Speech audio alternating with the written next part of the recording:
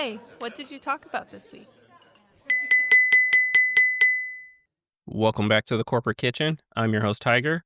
This week, we've been talking about mergers and acquisitions. I would be remiss if I didn't bring up, let's call it like the Crustables. Remember the bag that held a peanut butter and jelly? Sometimes it had the crust, sometimes it didn't. The Crustables little bag. I have to bring that up because one thing we didn't talk about is in the kitchen is mergers within a company.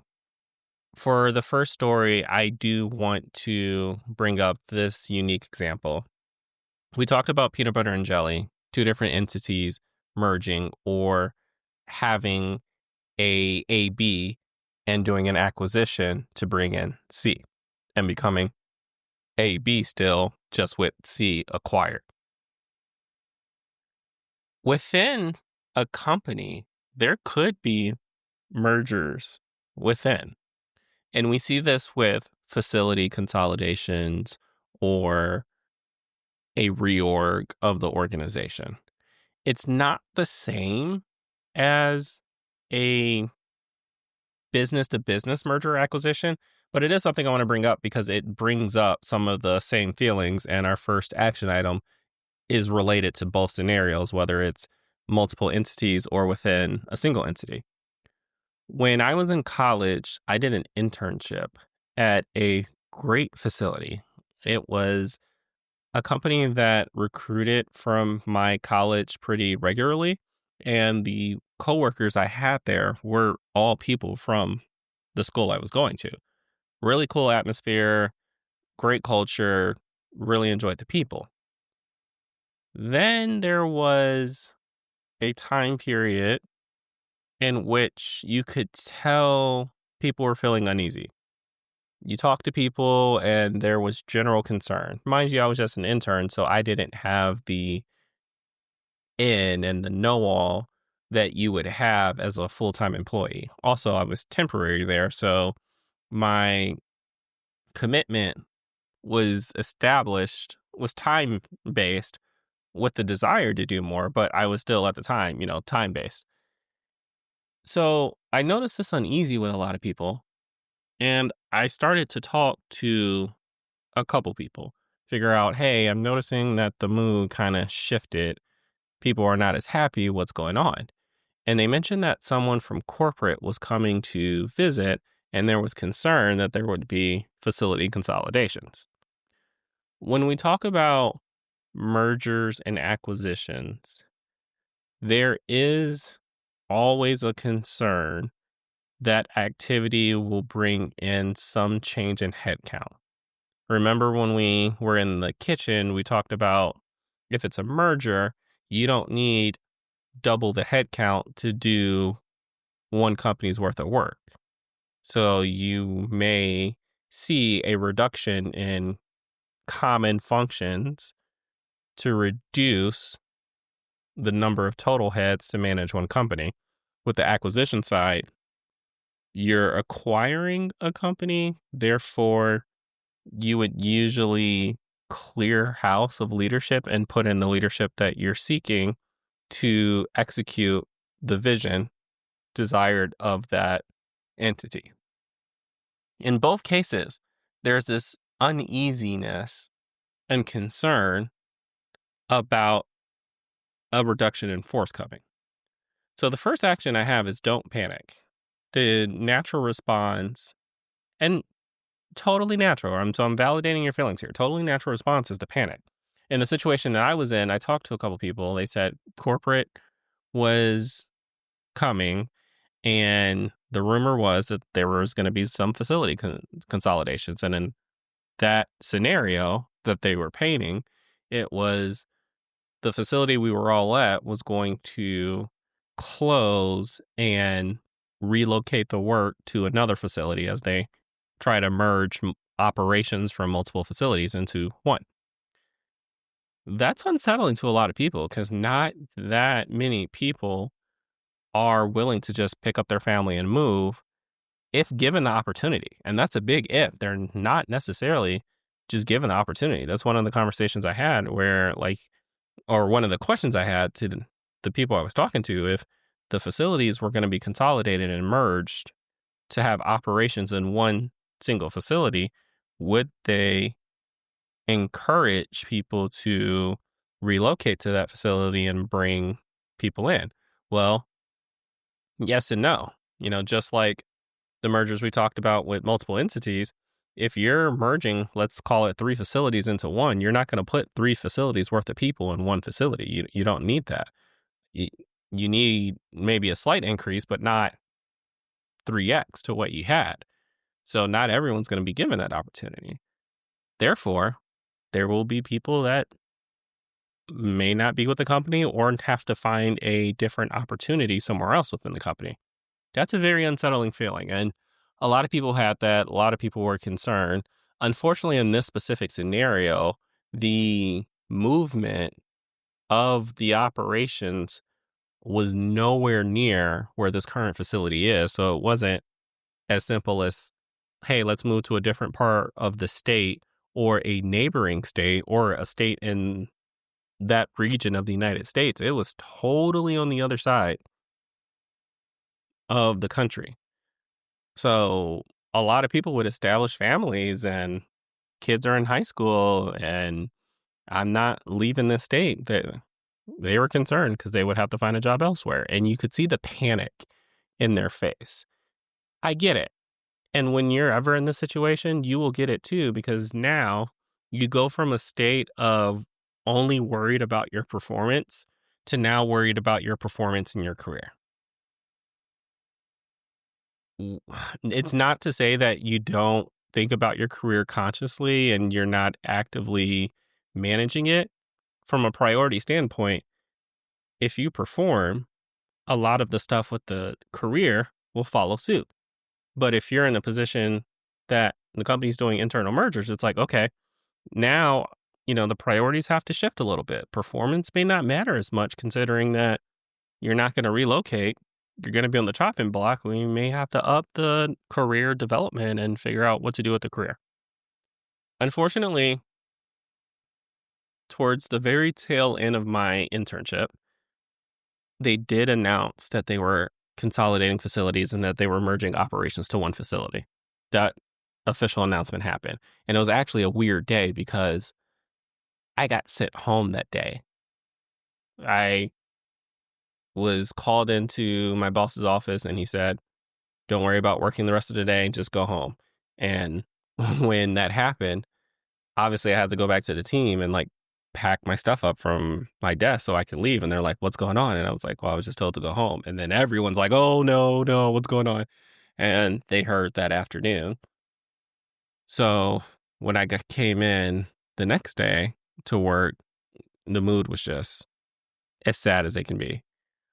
For me personally, I was an intern and I actually had desire to work at that company full time when I graduated. But obviously with the circumstances, I wasn't going to be able to. So I looked elsewhere for my first job coming out of college. And again, the action here is just don't panic. If you full-blown panic, it will blind you to the reality of the situation and prevent you from being able to do what you need to secure your future. It's okay to react and emotionally feel something and have that sudden rush, that sudden shock of, okay, this is bad, but you can't dwell on that. Don't panic. Don't continue to panic. Jump back in and get back on your feet and figure out what you need to do. Because if you're in a position where you could relocate, you may be good. You may be good yourself. You may just be able to take the package and relocate to the new facility. If you're not in that position and you know that, then you know you need to plan accordingly. So don't panic. You're good. And like I said, the mergers and acquisitions, they can happen within the company. You can also get, and I'm sure this has happened to plenty of people, reorganization of functions. You could have been in supply chain as an independent function or quality as an independent function. And now all of a sudden you now report into operations. You were merged into the operations function. different things happen and different requirements, different styles of leadership and leadership philosophies now are ensued in that function. And you still have the same mindset as if it was merging facilities. You got to make that, don't panic, make that adjustment and figure out what to do. What's nice about this week is that I've actually been through both a multiple entity merger and acquisition. So I have two stories for you to cover both. I'm going to start with the merger. And with the merger, it was very interesting because I can't say that we were like fully expecting it before it was officially announced. When the rumorville came of it, it was like, I don't know if I guess, like, I understand. Everyone understood what they were trying to do. Would that actually get through regulatory approval and happen? We weren't exactly bullish on it, but it ended up happening. I will say once it was officially announced and told to the public, filed that this is the intention, it did make people nervous. I wasn't nervous at the time because the two entities were so dissimilar that the thought of like layoffs, consolidating facilities, it everyone was going to operate totally interdependently. It was just bringing everyone under the same umbrella. So in my mind, I'm like, it's not going to affect any of us at all. If anything, it should positively influence your career opportunities. We're going to be a bigger company after this. So instead of having to look in my sector or the other sector that we had, we're now going to have an additional sector that's potential as a career advancement opportunity. So the second action is when you get into these merger situations specifically, identify your options. You should have options. And that option is continue doing the work that you're doing now, expand into the new side that's coming in, or leave. Everyone's not going to be sunshines and roses to these decisions that are being made and to the consolidation of some of these companies. It's funny because when it comes to like the United States economy and corporate America, you see a lot of business consolidations, mergers that make the business bigger, their economy of scale is bigger so that they can have more power and influence. A lot of these mergers seem like, oh, I went from, a $200 million company to now a $600 million company because me as a $200 million company merged with a company that's worth $400 million. Together, we're $600 million, and now we have more influence. So instead of being pushed around because people thought, oh, you're just a $200 million company, we'll just push you around. No, now we're over $500 million. So you're not just going to push us around. A lot of those consolidations seem to happen, and it makes sense for the company itself, but it also takes away a little bit the diversity in the supply base. It creates less total overall sources and less total overall manufacturers to make a certain thing. If you don't have the competitiveness in the market, then you kind of lose an advantage of having more innovation, more development, and the actual competition that drives all the innovation itself. So the merger that I went through and I sat a part of, I didn't feel any of that for the most part directly just because I was not at that level, but I did 100% see the vision of trying to make the new company a much bigger force in the market than how we were as individual company A. Company A was pretty big. The company that we were merging with, Company B, was also pretty big. So to put big and big together, we didn't go to bigger, we went to biggest. That's what happened at the end of the day. We were so big that we were able to get bigger and just went to biggest. I wasn't concerned about losing my job. No one on the team was concerned about losing their job. So it wasn't a situation where we were in a core function and it's like, oh, well, some core functions are going to get laid off and we're going to be a part of that. No, we weren't there. However, when the merger did happen, there was a reduction in some of the core functions. Unfortunate, but sometimes it's just the reality of those situations. It wasn't as dramatic, though. The magnitude of the number of people that were laid off was not as high as you would normally see. So, little positive news there. And at the end, the best part, nothing changed outside of our name. Name changed. We didn't get any shirts. It's not like we got new shirts with the new logos. Our emails didn't change. The sign changed outside. Um, yeah, the sign changed. The homepage changed. The website changed. We didn't get any new drip, so it's not like I'm out here rocking the new company, but the day-to-day operations and how we operated, nothing changed, and that was kind of nice and definitely a breath of fresh air when we have to deal with merger sometimes because, again, people get worried about change management, and for this specific case, nothing changed for us, so it was good. So when you go through it, make sure you identify your options because you do have options at the end of the day. Even if you're one of those people that are potentially going to be laid off as they complete the transaction and make the new company, you still have options. You can leave before that time happens. You could go to a different part of the business. You could go to a different department. Don't forget that you do have options. So that's the merger. I also been through an acquisition. And let me tell you, that was scary. Like that was not joyful at all because I was in the company that was being bought. It wasn't random. There was already rumors that we were going to be sold.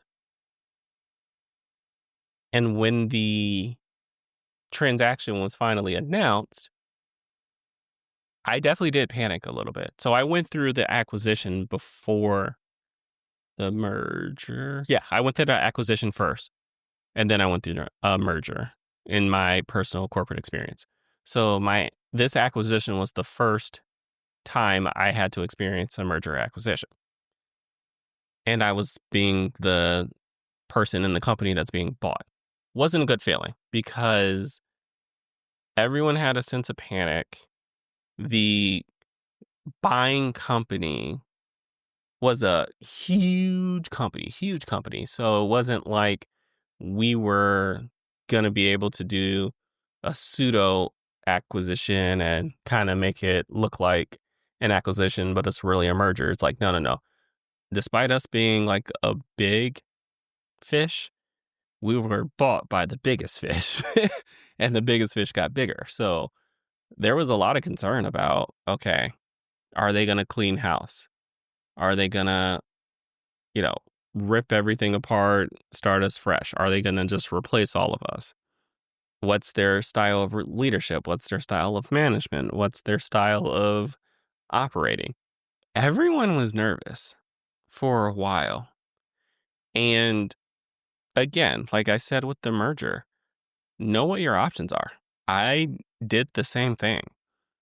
When the transaction was completed and we were officially sold, I gave it 6 months.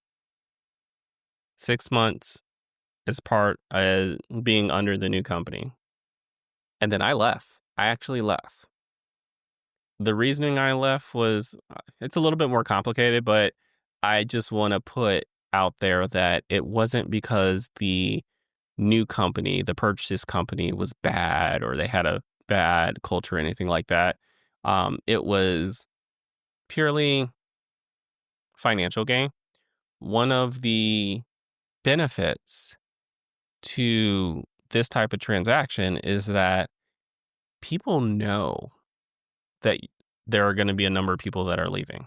Whenever there's a acquisition, right? Company A is buying company B. The industry knows that there's people from company B that are now available on the market that's willing to leave company B because there is going to be no company B anymore. It's just going to be a part of company A. So the people that aren't fully committed or haven't decided if they're going to be fully into company A, will market themselves and say, hey, since there's no more company B, I'm a free agent now. What's out there? And you can get an offer from company C, D, or E that makes you a lot of money. And mind you, you're not going to make more money going to company A. If you're company B and you're bought by company A is not going to pay you more money. You're just going to be a part of company A. You no longer are company B, you're just company A. And company B is gone. So if you market yourself, company C, company D, company E could look at you and say, oh, you're interested? You're on the market? Let's have an interview. Oh, yeah. Don't go to company A. Why don't you come over to company D instead and we'll pay you 30, 40% more in salary and all this other total compensation benefits. No brainer. And I was in one of those similar situations where it's like, okay, this is what's happening. Obviously, there's company C and D out there that's specifically poaching from company B. I wouldn't do myself justice financially if I didn't check out to see what my worth was and if it was actually worth exploring.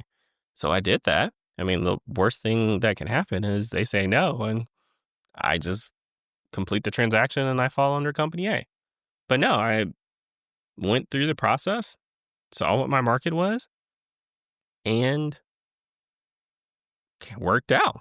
They gave me something I couldn't refuse. So I went on to company C. And here's what I did. And the third action here that's critical. Look out for your people. Look out for your people. So part of the acceptance to company C was also getting an understanding of how interested they were in the rest of the talent. So people that were open to leaving, I told them, look at company C. Company C is interested in acquiring some talent. If you're open to it, go for it. And we had a good number of people from company B that went into company C. And it happens. This is not anything unexpected. If anything, it makes it easier for company A to put in who they want. If you voluntarily leave, well, guess what? Now I don't have to have involuntary separations. And two, you just vacated a position for me that I can now just fill with my people. So it kind of works out both ways. For me specifically, like I said, it was a little more panic inducing when we heard officially that the acquisition was happening. I got that feeling from a lot of other people. You want to know what the worst part is? It's the time between the announcement and the completion.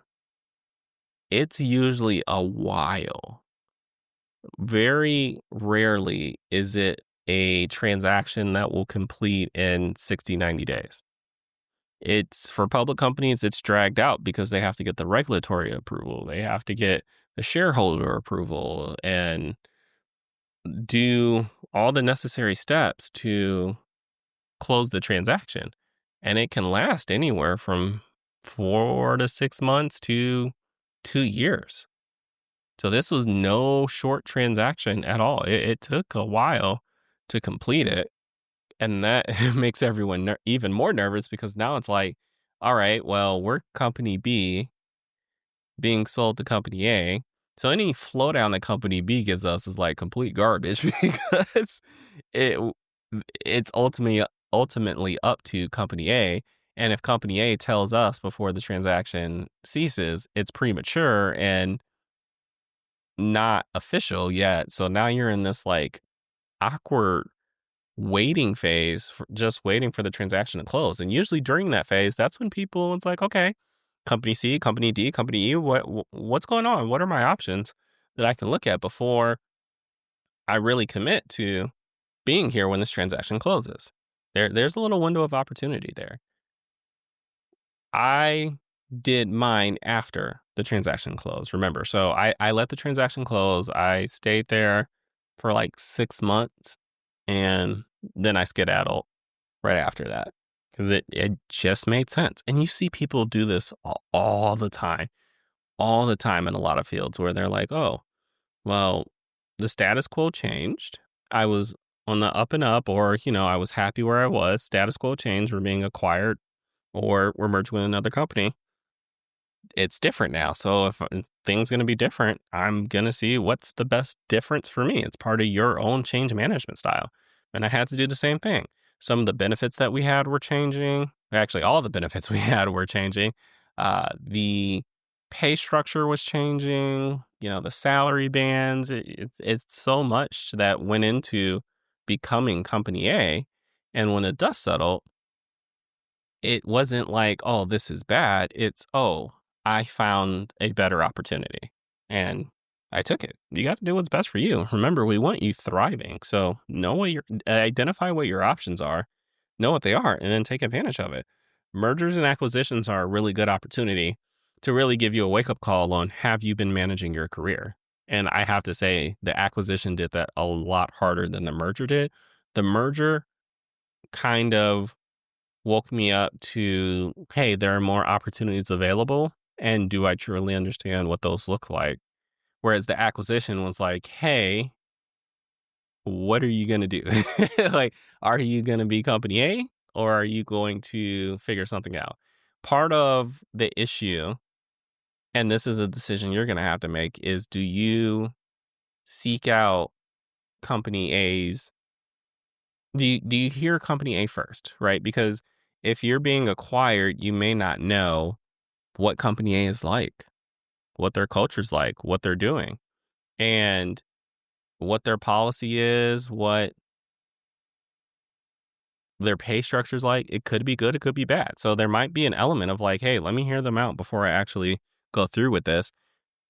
I didn't mention the other side of the coin. If you're company A and you're buying company B and you're in company A, all of this means absolutely nothing. You absolutely should not be panicking. And for you do have options though at that point. Is company B something that you can get involved in? That's really what you're looking at. If you're company A and you're within there and you're buying company B, you shouldn't be worried about anything. I was a part of that as well, where I was in company A and it was announced, it was rumored first. And when they made the rumor, it actually excited a lot of people because they were like, oh, and this is the last story, by the way. I'll give you this last story. It actually excited a lot of people because they were thinking, if we make this acquisition, I'll hop on over to that. I mean, they're now going to be company A, but company B that we're acquiring, I will hop over there. And it didn't fall through. It didn't fall through. They made the official announcement. They were going to do it. And it didn't get through regulatory approval. What was nice about it, because we were the company A acquiring company, nothing changed. We went back to our day-to-day jobs.